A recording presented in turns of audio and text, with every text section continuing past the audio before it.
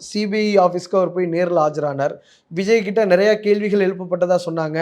இதற்கு முன்பாக நம்ம பார்த்திருப்போம், விஜயோட டிரைவர் அஜித் குமார் கிட்டயும் விசாரணை நடத்துனாங்க. அப்பவே வந்து நிறைய ஆர்டிகிள்ஸ் என்ன வந்திருந்ததுன்னா, விஜய்க்கு எதிரான வாக்குமூலங்களை அஜித் குமார் அளித்தார் அப்படிங்கிற ஒரு செய்திகளையும் கூட நம்ம பார்த்திருப்போம். விஜய் ஒரு பக்கம் சிபிஐ சம்மன் பண்ணியிருந்தாலும், செந்தில் பாலாஜி அவர்களையும் சம்மன் பண்ணியிருந்தாங்க. 2 பேருமே வந்து ஆஜராயிருந்தாங்க. 2 நாட்கள் வித்தியாசம் இருந்தது 2 பேர்த்துக்கும். விஜய் அவர்கள் ஃபர்ஸ்ட்டு சிபிஐ அலுவலகத்தில ஆஜரானாரு. 2வது செந்தில் பாலாஜி ஆஜரானாரு. செந்தில் பாலாஜி ஆஜராகும் பொழுதே ஃபர்ஸ்ட்லேருந்தே வந்து தாவேகா தரப்புல என்ன சொல்லுவாங்கன்னா, இந்த கரூர் சூழ்ச்சி அப்படிங்கிற ஒரு வார்த்தையை அவங்க பயன்படுத்துவாங்க. கரூர் சம்பவம்னு சொல்ல மாட்டாங்க. கரூர் சூழ்ச்சி அப்படிங்கிற ஒரு வார்த்தையை பயன்படுத்தி, இதற்கு சூத்திரதாரியே யாருன்னு பார்த்தா முன்னாள் அமைச்சர் செந்தில் பாலாஜி தான். எத்தனையோ மாவட்டங்களுக்கு நாங்க போனோம். திருச்சிக்கு போனோம், நாகப்பட்டினத்துக்கு போனோம், இப்படி எல்லா இடத்துக்கு போனோம், திருவாரூருக்கு போனோம். இங்கெல்லாம் எந்த அசம்பாவிதமுமே நடக்கல.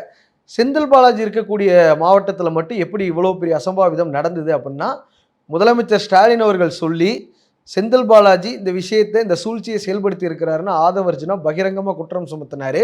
இதெல்லாம் விரைவில் உண்மை வெளியில் வரும் அப்படிங்கிற மாதிரி சொல்லியிருந்தாரு. ஆனால் செந்தில் பாலாஜியையும் சரி, விஜயையும் சரி சாட்சியாக அங்கே இருக்கக்கூடிய விட்னஸாக தான் சிபிஐ கூப்பிட்டு விசாரணை பண்ணாங்க.